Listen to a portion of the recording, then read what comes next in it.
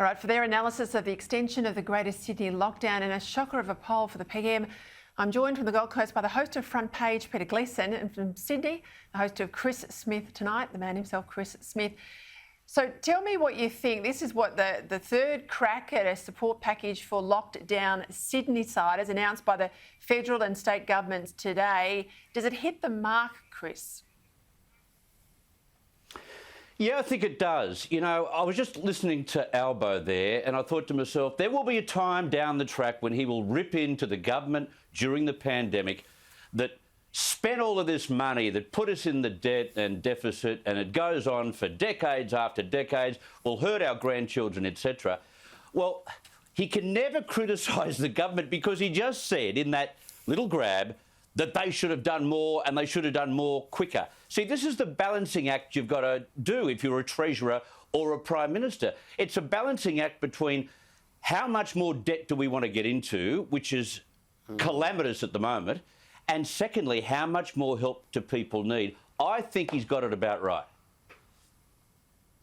What about this story too, Glee? So HSC students in hotspot-only areas of Western Sydney, they'll be offered Pfizer. We're talking about 40,000 jabs coming out or diverted out of regional areas. I'd be concerned there's a bit of an equity issue. What about someone else in Sydney, an HSC student who gets COVID? It's only some that are getting vaccinated here. Or am I being particular? Do you think it's okay?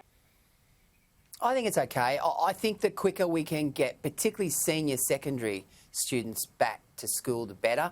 I think that one of the great tragedies of this pandemic has been the impact on school children. I mean, you know, we are losing a lot of time, and the reason I noticed that now is that my little bloke's at school here in Queensland. He's been at school basically since the start of the year. There's been no dramas, and you've got situations, certainly in Victoria last year, where kids lost 6 months, and you can, and now obviously in Sydney, and you can, you know, argue that there's no dramas, that they're getting it all done at home and all that sort of thing, but the reality is that, you know what kids are like when they're not in the disciplined, regimented regime of being at school, they will tend to be a little bit more blasé. And I think that there's no doubt that our capacity in education has been affected. Let me just jump in there, though. I agree with you, but what I'm saying is it will only be some HSC students in Sydney getting the jab. Other HSC students won't be getting the jab. And if everyone's got to do the same exams under the same situation in the same period, some could go down to COVID, others will be protected by the fact that I agree. That's why I think an they inequity. need to be right across. Yeah, right across the board. I want to go to an important story, Chris. It's in relation to suicide. We know pandemics are taking a huge toll on everybody. You're locked down. We've been locked down in Melbourne. But it's a mental health of young Australians that I think is probably the most dramatic. New data out today showing that the number of emergency hospital visits by children and teenagers suffering depression, anxiety, well, that's up by as much as 40%. Now, this has played out pretty hard in Victoria. Kids have gone back to school here today. We know it's still another 4+ weeks in New South Wales. There's disruptions all around the country. I get we're trying to stop particularly older people dying of this disease, but by God, we're putting a lot on our young people's shoulders. Yeah, you're right. And all the statistics you look at, left, right and centre at the moment, are all saying the same thing, pointing to the fact that kids are really reaching out at the moment. Help us. Give me something to look forward to, which is why I was glad the Prime Minister said what he said about how Christmas might look in 2021. I think that was really necessary because their lives are so fragile. You know, you talk about Year 12s, and Glee so rightly said they should be back in school. Of course they should. And they've had a double whammy. 2020 in Year 11, which is, you know, the penultimate year for them. They cop that, then they have to back up and cop it again in Year 12. It's anxious enough. They see their world as fragile. They see their growing up years and the things that they expected to experience gone completely out of the window, whether it be, you know, representative sport or something social. It's gone. They'll never get it back. And, you know, that can leave you fragile, and no wonder they're all reaching out. And all we can do as parents and leaders is to tell them that there is light at the tunnel, that we're getting closer to it. Stand by, hang in there, and we'll get there by the end of the year. Well, you're at the coalface. Let me ask you about a poll out today that says less than a third, Chris, of New South Wales voters are satisfied with Scott Morrison's handling of the vaccine rollout.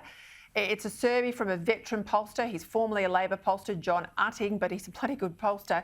It shows that 29% of New South Wales voters are happy with the PM's efforts, while 62% are unhappy.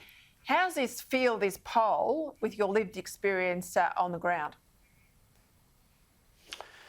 Well, I've got to say, the narrative has been, and the rhetoric has made the narrative has been a negative one for the Prime Minister. It doesn't matter where you go in lockdown, whether you're just picking up food or whatever. If you get into a conversation with someone nearby, they'll say, hasn't this been a total calamity? Hasn't this been a disaster?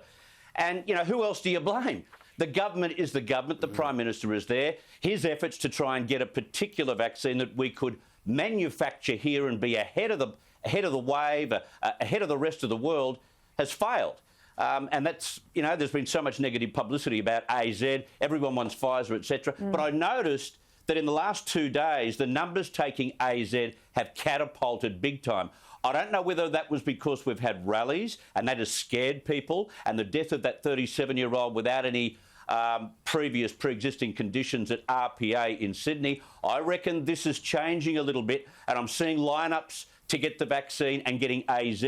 So maybe, you know, hopefully we can race to the end here and get to Christmas, and maybe some of the heat will come off the Prime Minister. But who else do you blame? Just a quick comment, Glesso. I've got to go, but do you think it's the same in Queensland?